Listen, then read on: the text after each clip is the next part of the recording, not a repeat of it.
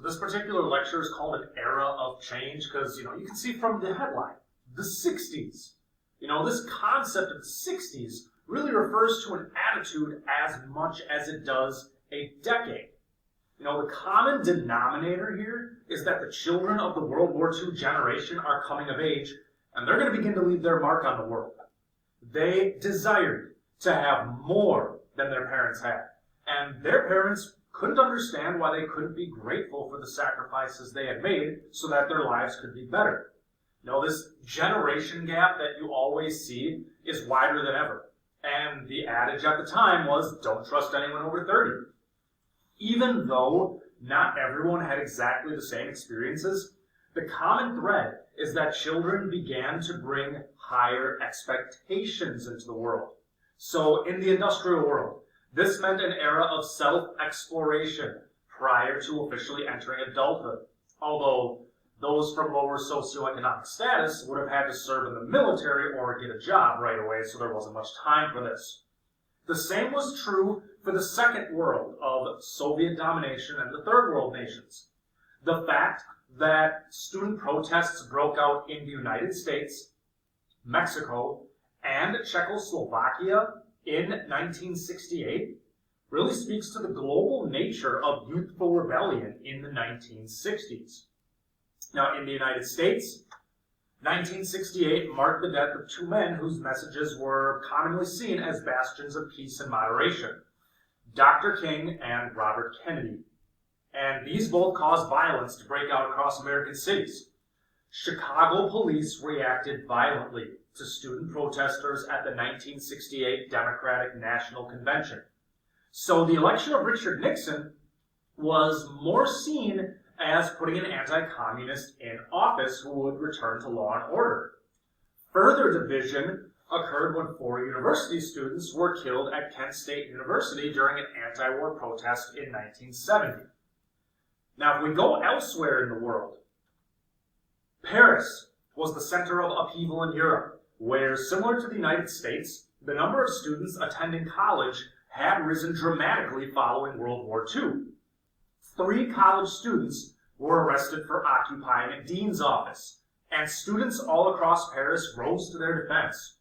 In May of '68, students built barricades out of garbage cans and overturned cars for protection from police. In the US, most blue-collar workers sided with the police on the concept of law and order, whereas in France, the workers sided with the students. 2 million French workers went on strike, and some even took over their factories. French President Charles de Gaulle claimed that the protests were the work of Reds and anarchists and prevented life from going on.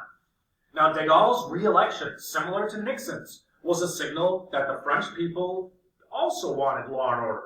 They got it when workers got higher wages and the students ultimately went home for the summer. So there was a resolution to this conflict. Now, as we spill over through the rest of the world, students played a major role in the protests that occurred in the Prague Spring of 1968. Resistance to Soviet-style communism was growing, and a combination of worker strikes and student protests forced the hardline leadership of Czechoslovakia to resign. The new leader promised what was called socialism with a human face, and would allow for freedom of speech and association, as well as the incorporation of free market economic principles. Now, the public is really going to rally behind this, and teachers and students began to openly discuss how these ideas could fit within the framework of a socialist system. However, the Soviet leadership feared that this movement would spread, so their response was to send in 500,000 Soviet and Warsaw Pact troops to send a clear message that, no, there isn't going to be a change to the status quo. So we've seen what's happening in the so-called Western world of the US and France, and also the Eastern Bloc of Czechoslovakia. We now turn our attention to Mexico, and students in Mexico, just like in other places, led the charge in 1968. And this begins when police used riot gear to break up a fight between 2 student groups. Part of their discontent was the fact that the Party of Institutional Revolution would not allow free elections. And this party was commonly viewed to be corrupt and elitist to begin with. 100,000 students ended up taking to the streets to protest with the support of their parents and teachers. And this was especially bad timing because Mexico City was set to host the 1968 Summer Olympic Games that October, and the Mexican government did not want this to be the image that was projected to the world. Now the result was the Tlatelolco massacre, in which shooting broke out when thousands of protesters were approaching the National University. The government stance was that the protesters fired first, but eyewitness accounts dispute this. Hundreds were killed, and the message was loud and clear. The Olympics ended up going off without a hitch. The main student protests of 1968 were unsuccessful in the short term, but their spirit set the tone for future social movements and provided optimism to the oppressed and underrepresented groups. It also provoked strong counter-reactions in places like Latin America, where conservative military governments targeted student activists. This was the case in Argentina, where in the mid-1970s, thousands of students vanished, while soldiers took control of the country. Many mothers held candlelight vigils for their children in Buenos Aires, and many of their sons and daughters had been killed, while some had been drugged and pushed out of airplanes into the open sea.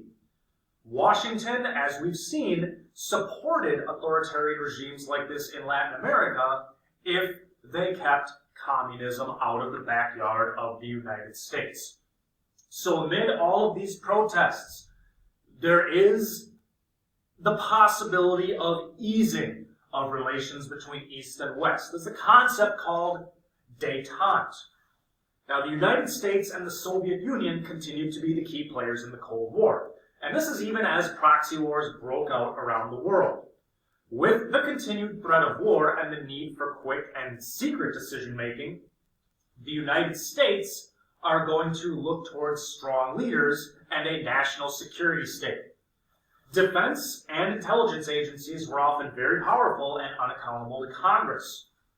This led to an increased importance of what President Eisenhower called the military-industrial complex, which was a combination of the armed forces, military research laboratories, and private defense industries that stimulated and benefited from increased military spending and Cold War tensions. Now, when we look at these tensions, the epitome was the image of Soviet Premier Nikita Khrushchev banging his shoe on the table of the United Nations, denouncing American imperialism. The rivalry even extended into space when the Soviets launched Sputnik in 1957. And of course, with Sputnik, which translates to satellite, the true fear is that the amount of rocket fuel needed to launch Sputnik into orbit proved that the Soviet Union had the rocket fuel necessary for their missiles to reach the U.S. Now, the Americans responded by developing the Apollo space program and succeeded in landing a man on the moon in 1969. This rivalry led to both sides pouring massive amounts of money into scientific research, and it led to an American emphasis on math and science in the schools. Now, theoretically, the split between the two sides was absolute. Now, realistically, the U.S. was dealing with the social unrest from the Civil Rights Movement and the Vietnam War.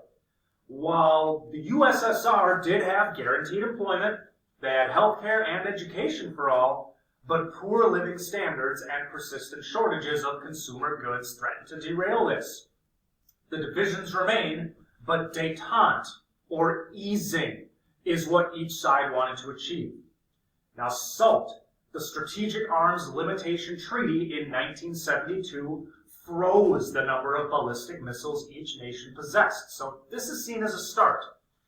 The Helsinki Accords, signed in 1975, pledged that the United States and Western nations would respect the boundaries of the Eastern Bloc countries as long as the Soviets respected human rights.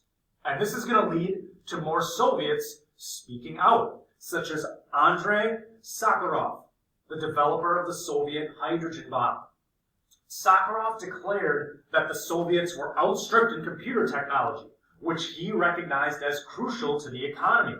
There is no Soviet equivalent of Apple, which is beginning to revolutionize access to information and democratize technology.